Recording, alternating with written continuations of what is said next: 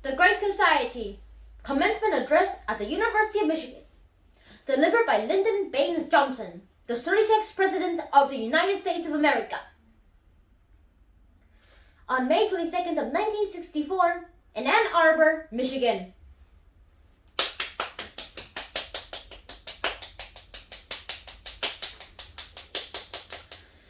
President Hatcher, Governor Romney, Senators McNamara and Hart, Congressmen Meter and Stapler, and other members of the fine Michigan delegate, and members of the graduation class.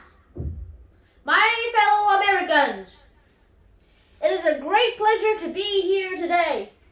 This university has been co-educational since 1870, but I do not believe it was on your basis of your acknowledgments that a Detroit high school girl said, and I quote, "In choosing a college, you first have to decide whether you are a co-educational school wanter or an educational school." Well, we can find both here at Michigan. Also, perhaps at different hours. I came out here today very anxious to meet the Mexican students whose father told a friend of mine that his son's education had a real value. It stopped his mother from bragging about it. I have come here today for the turmoil of your capital to the tranquility of your campus to speak about the future of your country. The purpose of protecting the life of our nation and preserving the liberty of our citizens is to pursue the happiness of our people. Our success is the pursuit, the test of our success as a nation. For a century, we labored to settle and to subdue a continent. And half a century later, we called upon unbounded invention and untiring industry to create an order of plenty for all of our people. The challenge of our next century is whether we have the wisdom to use the wealth to enrich and evaluate our national life and to advance the quality of American civilization.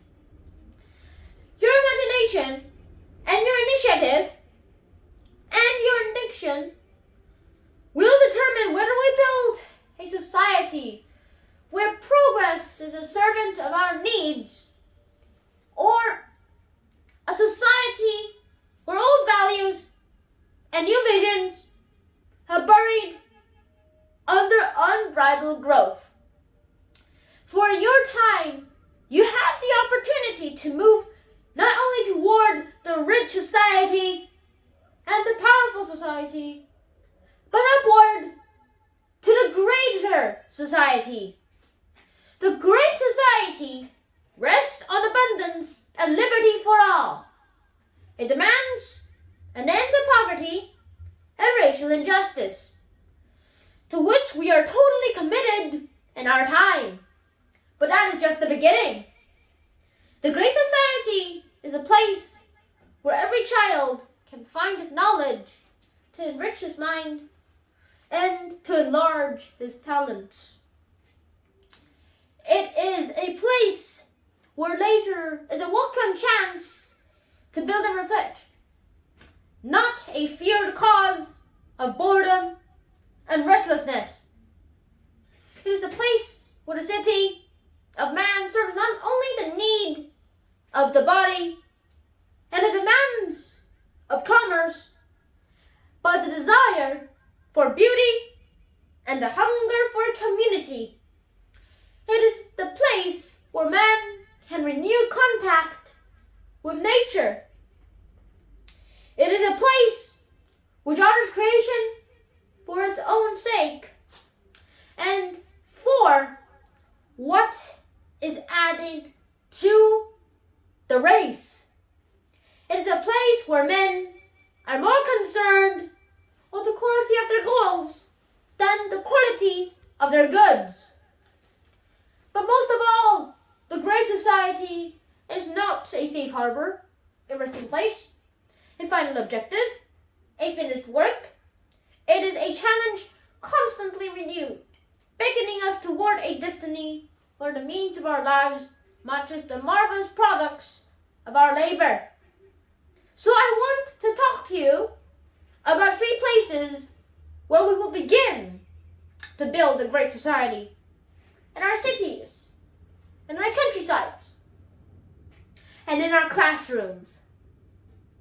Many of you will see today, perhaps 50 years from now, when there will be 400 million Americans, 4/5 of them in urban areas. In the remainder of the century, urban populations will double. City land will double, and we will have built homes and highways and facilities equal to all those built since this country was first settled. So in the next 40 years, we must rebuild the entire urban United States.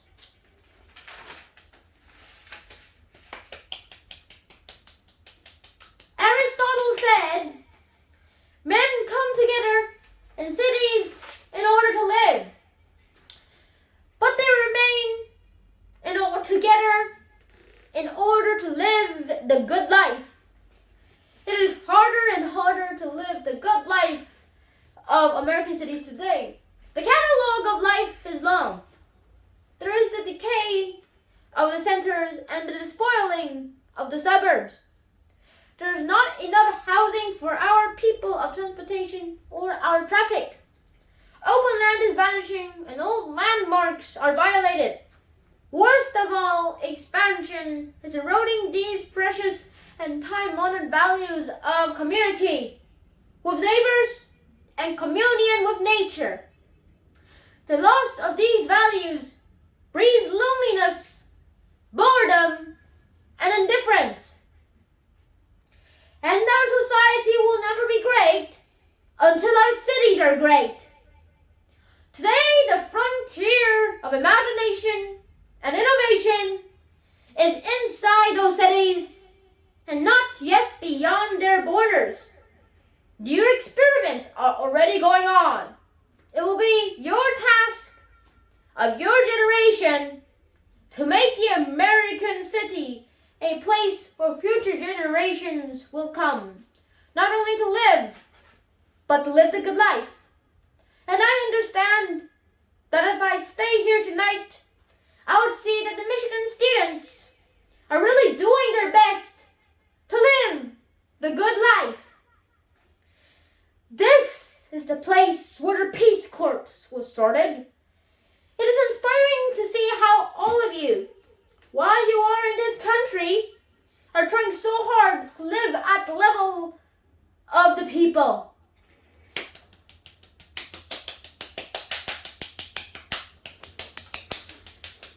A second place where we will begin to build the great society is in our countryside.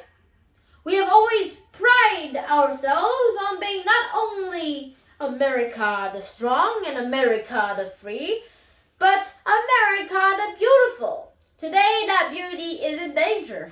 The water we drink, the food we eat, the very air that we breathe are threatened with pollution. Our parks are overcrowded.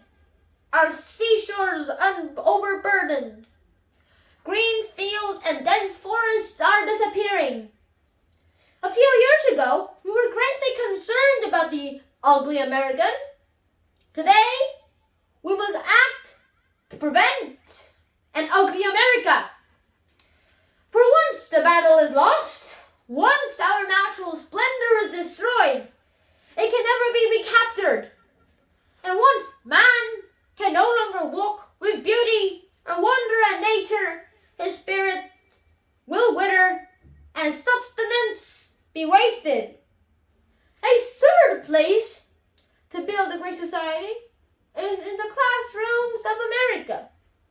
There, your children's lives will be shaped. Our society will not be great until every young man is set free to scan the farthest reaches of thought and imagination. We are still far from that goal. Today, 8 million adult Americans, more than the entire population of Michigan, have not finished 5 years of school. Nearly 20 million have not finished 8 years of school. Nearly 54 million, more than 1/4 of all America, have not even finished high school.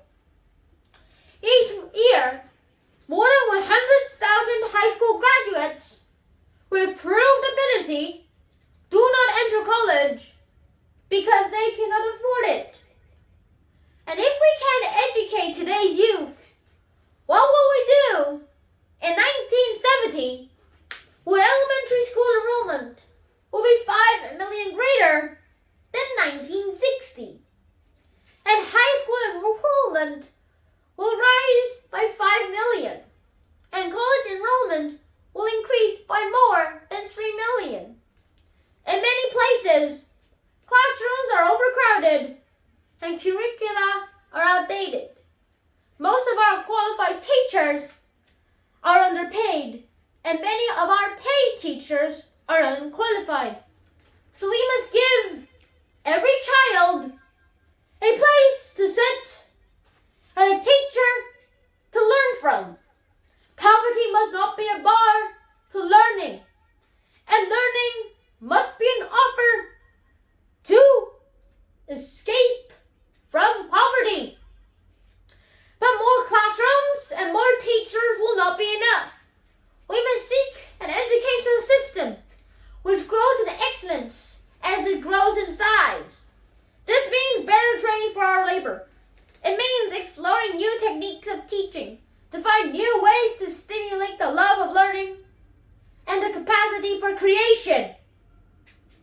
These are 3 of the central issues of the Great Society. While our government has many programs directed at those issues, I do not pretend that we have the full answer to those problems. But I do promise this: we are going to assemble the best sought and the broadcast knowledge from all over the world to find those answers to America.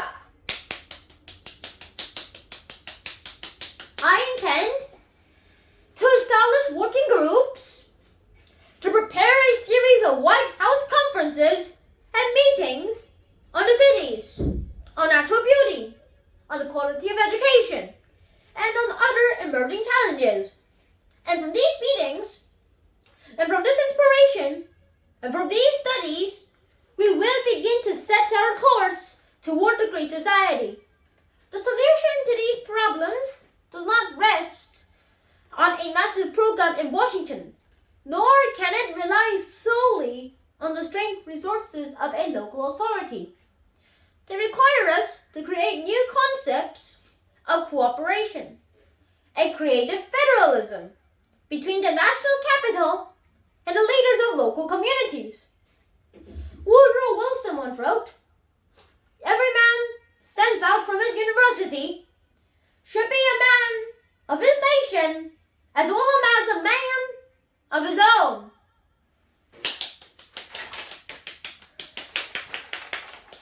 Within your lifetime, powerful forces already loosened will take us toward a way of life beyond the realm of our experience, almost beyond the bounds of our imagination.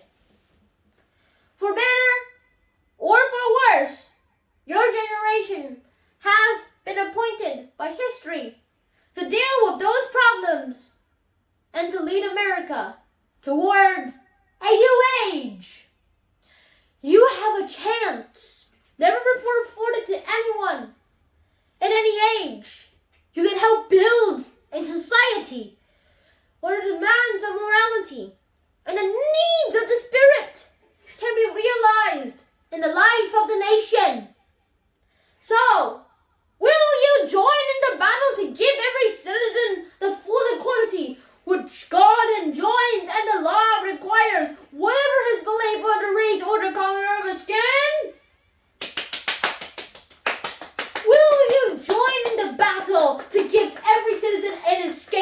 frustration with your poverty? Will you join in the battle to make it possible for all nations to live in enduring peace as neighbors and not as mortal enemies? Will you join in the great battle to build a great society, to prove that our material progress is on the only foundation on which we will build a written life of mind and spirit?